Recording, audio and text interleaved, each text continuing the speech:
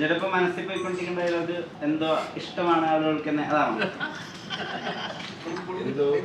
ഞങ്ങളടുത്ത് പരീക്ഷയ്ക്ക് ശേഷമാണ് ഇത് പുറത്തേക്ക് വിട്ടുകൊടുക്കുന്നത്. ഇത് നല്ല ടെസ്റ്റേഴ്സ് ആയിരുന്നു. ഇത് പാർട്ട്നേഴ്സിനെ പറ്റി എന്നെ പറ്റിയല്ലോ ചർച്ച, പ്രസ് മീറ്റ് അല്ലല്ലോ ഇത്. എന്റെ ബുക്കിംഗ് പറയേണ്ട പ്രസ് മീറ്റ് അല്ലല്ലോ. സിനിമയെ കുറിച്ച് സംസാരിക്കും അല്ലേ? പറയുക. ഈ പാർട്ട്നേഴ്സ് എന്ന് പറയുന്നത് ഒരു ഹേസ്റ്റ് ക്രൈം ജോണറിൽ വരുന്ന സിനിമയാണല്ലോ. അപ്പൊ ആണോ? ഇത്രയും നീ ഡീകോഡ് ചെയ്തു അല്ലേ? അങ്ങനെയാന്നാ പറഞ്ഞത്.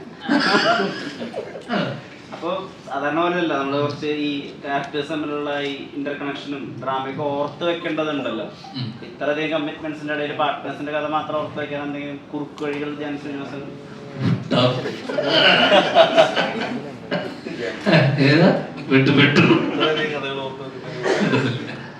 അത്രയധികം കഥകളൊന്നും ഓർത്ത് വെച്ചിട്ടില്ല. നല്ല പ്രശ്നം വരും. അല്ല, ഇത് കൂടുതൽ പറയാൻ ഞാൻ എന്തൊക്കെ പറയാമെന്ന് ഞാൻ എന്നോട് ചോദിച്ചിരുന്നു. അപ്പൊ എന്നോടൊന്നും പറയരുതെന്നാ പറഞ്ഞത്.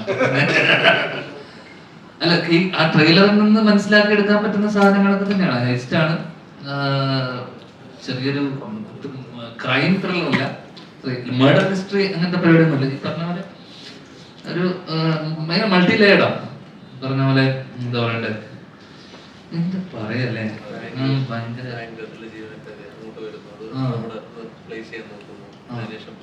Kannur Scott writer.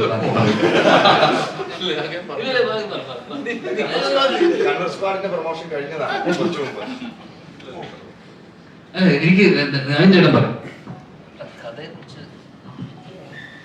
ഇത് ഒരു ഗ്രാമത്തില് ബാങ്കില് ജോലിക്ക് എത്തുന്ന 5 പേരുടെ കഥയാണ്. അവര് ആ ഗ്രാമത്തിലെത്തുകയും ഒരു ക്രൈമിൽ പെട്ടുപോവുകയും അതിൽ നിന്ന് അവരെങ്ങനെ രക്ഷപ്പെടുകയോ ആണോ അല്ല എന്താണ് ചെയ്യുന്നത് എന്നുള്ളതാണ് ഈ സിനിമയുടെ മൊത്തത്തിലൊരു കഥ.